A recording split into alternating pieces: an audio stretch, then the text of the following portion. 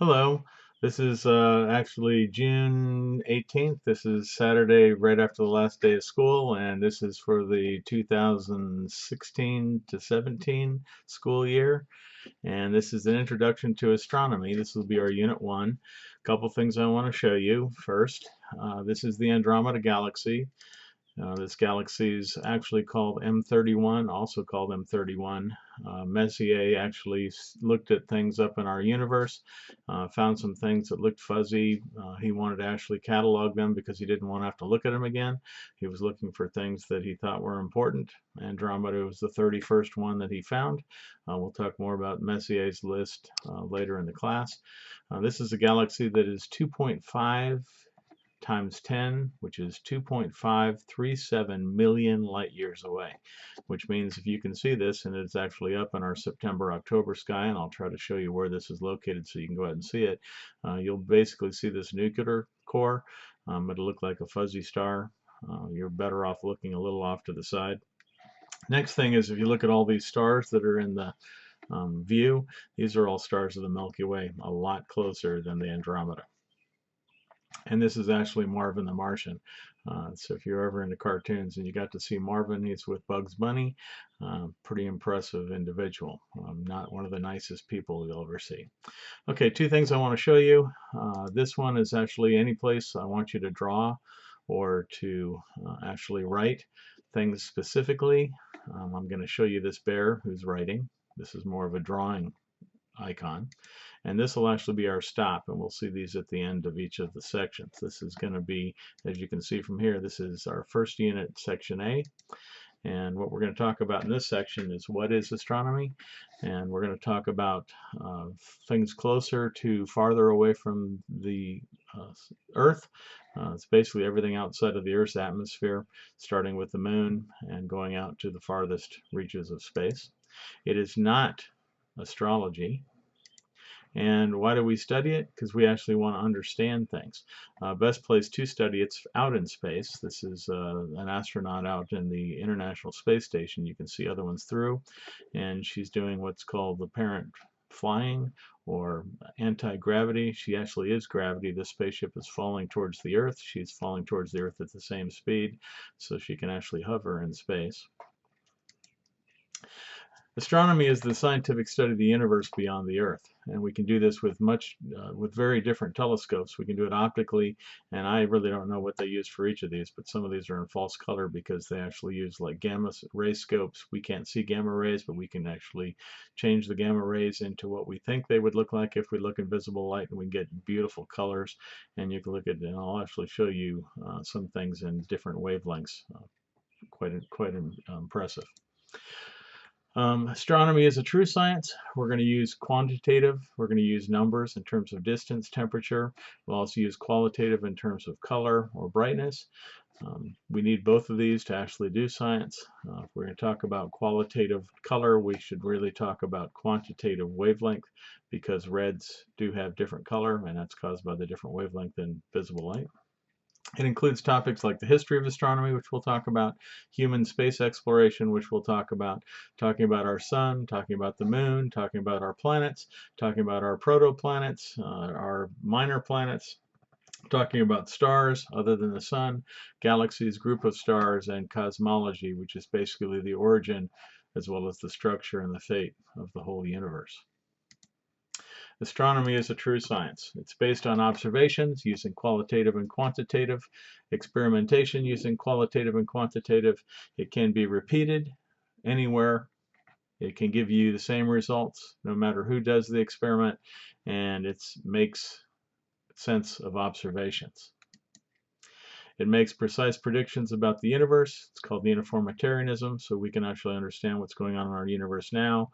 We can sort of look back into the past and figure out how it got here, and we can make some guesses on what's going on in the future. So it can be tested, true or not true. And it also makes use of very well-established science like physics, chemistry, the two basic ones in there, although we do have astrobiology, so we'll talk about biology in space as well. This is M16, or the National Galactic Catalog number 66111. This is actually called the Pillars of Time, or the Fingers of God. This is a very large nebula, and where you see these nebula points, we actually start seeing forming of stars.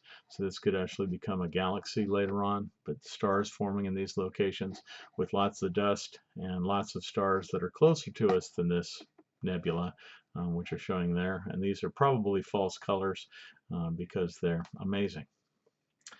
Astrology is not a science. It seeks to discover hidden knowledge. Hidden is not what science is doing. Interpretation of omens by assigning actually or aligning these with celestial bodies. We do have signs of the zodiac. There's mine right there, Scorpius. My wife's down here for Virgo. And then you can see the other ones are in here, and you probably are members of each of these, and we'll talk more about those. It actually has to do with the placement of the sun the day you were born. Makes it really tough to see on your birthday, but 6 months later, very easy. It's also got these weird angular things around the earth pointing to all these signs of the zodiac. Results are not repeatable, predictions are vague and not testable, and it doesn't incorporate things like chemistry and physics or qualitative and quantitative observations. Some of my past astronomical predictions, I've seen these in lots of different places. Best accessory is a hairbrush. Man, you gotta be kidding. Perfect job, actor, cruise ship host. Yeah, not so much. Travel destination, Singapore. One day, I hope to get out there. Special event about to happen. You're at the center of it. Awful vague. Covers about anything and everything, and it's totally worthless. Astrology. Almost worthless. Why do we study astronomy? Understanding the past and present natural disasters. Recreation and ethics. Scientific inquiry and curiosity. Education of informed society, and this means you. Our place in the universe. Origin and fate of the universe, which is called cosmology. And true science versus science fiction. Nature of disasters, natural disasters, comets and meteor impacts, for example, where we actually had 65 million years ago, the end of the Mesozoic, start of the Cenozoic, which we're in right now. We had an asteroid hit us at about 17,000 miles an hour. Really cool thing about this picture is this asteroid's large enough to actually be touching the ocean floor and probably going into the mantle. It sticks out of our atmosphere and it's out into space. But it gets very hot when it hits our atmosphere, and what it did is it sent shock waves out, which caused lots of ending. And this is actually today's Earth. This is not the way it looked 65 million years ago, but caused shock waves, which probably caused the end of 70 to 80% of the world's population extinction. Recreation and ethics. The universe is a beautiful place. If you've ever had a chance to just lay out in the grass or sit on a chair and look up into space, especially in a dark sky, things up there are totally beautiful.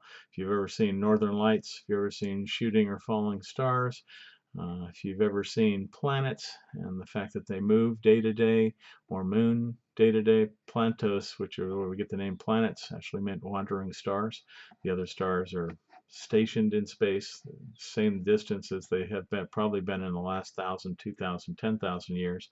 But these other wandering stars went through the sky, and they thought those were special. Veil Nebula, supernova remnants, looking up into space and trying to figure out what these things are. Again, false color pictures to show definition, to show texture. Beautiful pictures.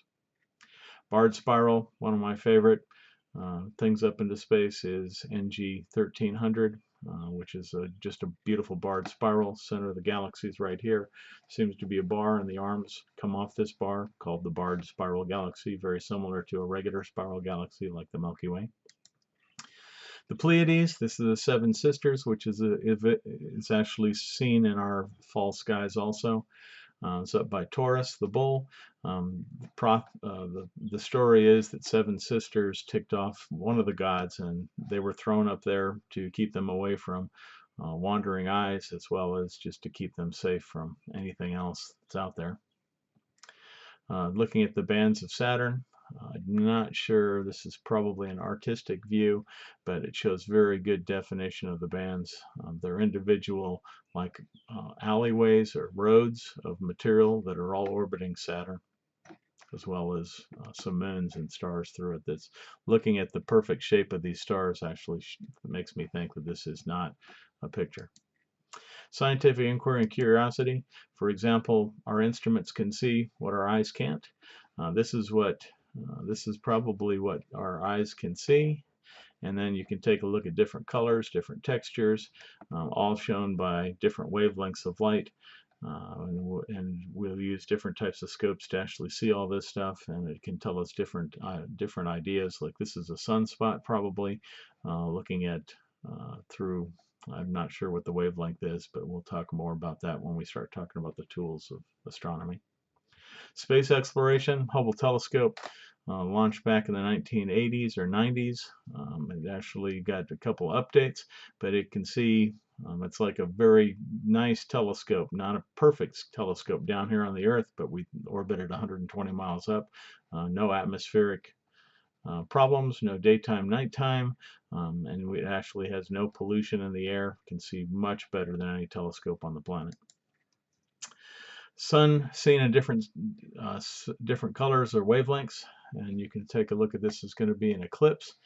Let me just go ahead and click this.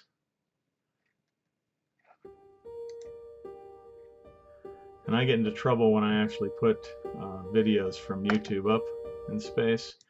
But you can see there's the picture of the sun being viewed with different wavelengths.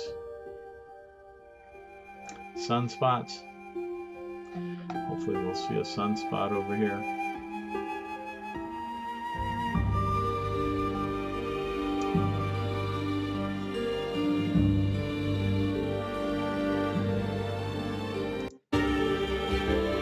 Beautiful picture. Beautiful wavelengths, beautiful colors, beautiful texture. There is actually a sunspot. There's another sunspot. You can see with different wavelengths, you can see different things. Prominence, coronas, beautiful stuff. Okay, back into our PowerPoint. Saturn, using different light, you can see different textures, different ways of looking at Saturn's most obvious rings. Ultraviolet, visible, the way it looks to our eyes. Radio, invisible light. Infrared, invisible light. Ultraviolet, invisible light, because we actually saw the ultraviolet just by itself. We can't see ultraviolet, it's too purple. We can't see red, that's too red. We can't see radio waves at all, otherwise you'd be able to see lots of different really crazy things with all the radio stations and things that are out and traveling in our space. Our place in the universe, we think we're located right here. We think the galactic center of the Milky Way is located right there, about 30,000 light years away. If we look out in different directions, we see Perseus out here in what we call the Perseus arm. We say Sagittarius. We can see other things. Our summertime sky is looking this way, and our wintertime sky is looking out this direction. And we can see a lot of the middle of our galaxy, and we can see a lot more of space because of the different types in winter, because of the different things that are in our way. Space exploration, we started with the Mercury, taking one astronaut up. Didn't do a whole lot other than just practicing what happens to people when we go up. Gemini, where we sent 2 people up. Apollo, where we sent 3 people up. And then we moved into the space shuttle. And now we actually have shut down the space shuttle program. I'm not sure what the next thing is going to be, but we do have the International Space Station up there. We use Russian spacecraft to get our astronauts up there, our scientists up there, and to bring them down safely. But we do space exploration using tools of creation from today. Education and informed society. We really need to understand what's going on. It tells us which way the Earth goes. It tells us how fast we move. It can be used to tell seasons. It's a beautiful thing to look at. And that is the end of our first subunit in Unit 1. Hope you enjoyed it. Thank you much. Bye.